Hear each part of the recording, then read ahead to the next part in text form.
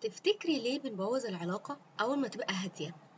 يعني عمرك لاحظتي كده إن أول ما ريليشن شيب بتبدأ مستقرة وهادية تلاقي نفسك اتضايقتي من حاجة تافهة جدا؟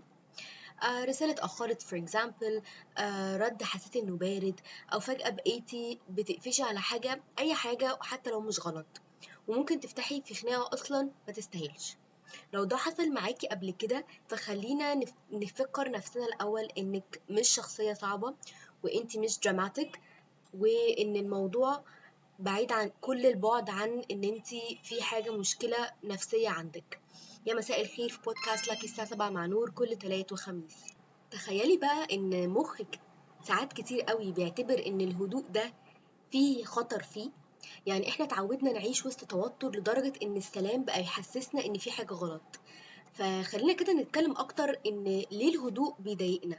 أعتقد إن إحنا دايما فاكرين إن المشاكل بتحصل عشان الخناقات كتير، بس ساعات المشكلة الحقيقية بتبدأ أول ما الخناقات تقل أصلا. غريب قوي صح؟ كل حاجة ماشية كويس، الشخص اللي معاكي بيعاملك باحترام، بيسمعك، بيطمنك، بيخليكي تحسي بالأمان، لكن بدل ما ترتاحي تلاقي نفسك قلقانة جدا، حاسة إن في حاجة غلط هتحصل.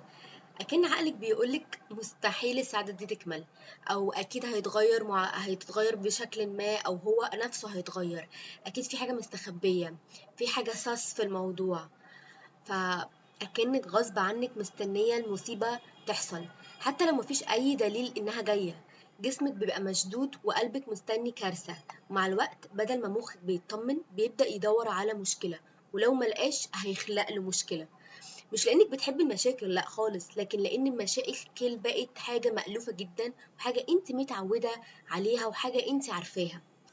المضحك في الموضوع انه تقريبا او غالبا بيبقى أأمن من الحاجة الصحية اللي انت اصلا مش متعودة عليها. خليني بقى أقولك إن الحكاية بدأت من قبل الريليشن شيب دي بسنين كتير جدا. اللي بيحصل ده غالبا ملوش علاقة بالشخص اللي قدامك، الحكاية بدأت من زمان. لو كبرت في بيت الحب فيه كان على حسب الظروف، مرة فيه اهتمام، مرة لأ، مرة فيه خناقات، مرة فيه تجاهل، مرة فيه هدوء بس انت مش عارفة مبرره ايه، مرة فيه هدوء وبعد كده تحصل كارثة فانت اصلا انت مستنية الكارثة تحصل، وبعدين فجأة خناقة كبيرة جدا. وعلى الأغلب كنتي على طول ماشية على egg shells أو على طراطيف صوابعك زي ما بيقولوا، عشان محدش يزعل ومفيش خناقة تكبر. جهازك العصبي nervous system هو نفسه محتاج nervous system. اتعلم حاجة مهمة جدا، إن الحب مش ثابت وإن الأمان مؤقت، فاتبرمج إن هو يفضل مستني الخطر أو المصيبة تحصل. قريت مرة في أبحاث كده في علم النفس بتقول إن التعرض المستمر للتوتر ده بيغير طريقة الاستجابة أصلا بتاعة الجهاز العصبي. لما الإنسان يعيش سنين وسط نقد دائم، عصبية مستمرة، عدم استقرار، جسمه بيتعود على هرمونات التوتر، فتبقى هي الوضع الطبيعي بالنسبة له.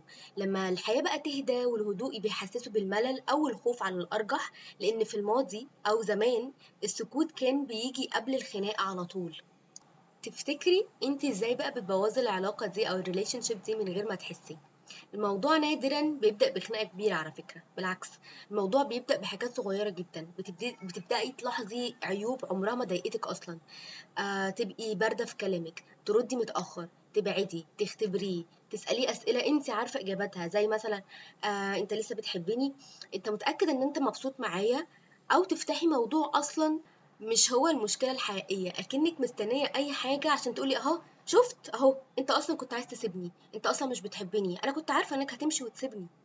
عشان ببساطة شديدة كل خناقة بتتحول إن هو اختبار، هو تحت الاختبار على طول under surveillance all the time. هيستحمل ولا هيمشي؟ هو أنا عارفة إن هو هيسيبني.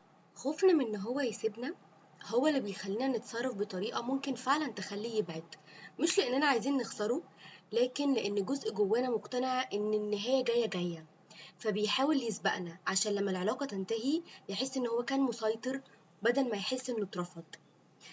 إزاي بقى نكسر الإدمان ده؟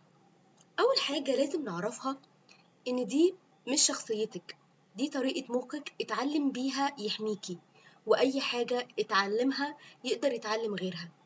المرة الجاية لما تحسي إنك عايزة تفتحي مشكلة، اسألي نفسك، هل أنا متضايقة من اللي قدامي ولا من إحساس قديم رجع تاني؟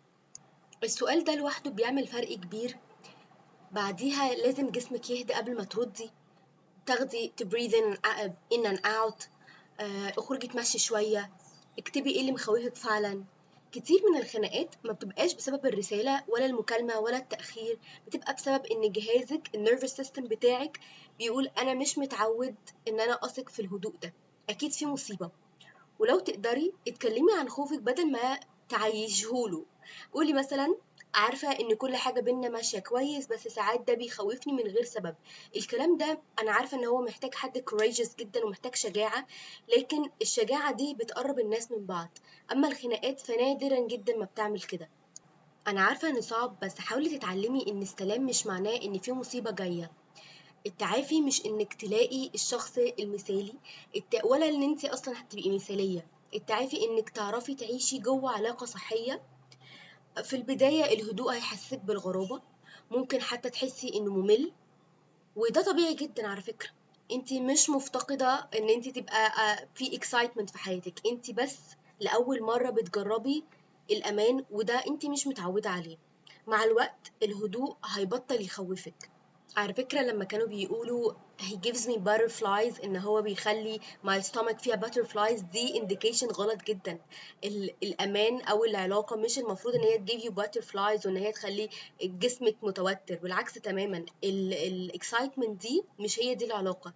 بالعكس الحب الصحي ساعات كتير قوي بيبقى بسيط وهادي وواضح وكمان متوقع، وده مش معناه انه ممل، ده معناه ان في امان. ففي الآخر كده أحب أقولك إنك مش لوحدك، وإن كتير مننا اتعلم إزاي ينجو من العلاقات لكن عمره ما اتعلم إزاي يحس بالأمان جواها. انت مش محتاجة تثبتي إنك تستحقي إن انت تتحبي، ومش محتاجة تعملي مشكلة عشان تتأكدي إن اللي قدامك هيكمل. يمكن أصعب خطوة في رحلة التعافي دي إنك تسمحي لنفسك تتحبي من غير ما تستخبي ورا الخناقات. لو وصلت لحد هنا فشكرا جدا، وما تنسيش تعملي لايك وسبسكرايب عشان نتكلم اكتر مع بعض في بودكاست لك الساعة 7 مع نور. دي كانت حلقة من بره سكريبت اللي بنتعلم فيها ازاي نتعافى مع بعض، وان الهيلينج جيرني ممكن نبدأها كلنا مع بعض.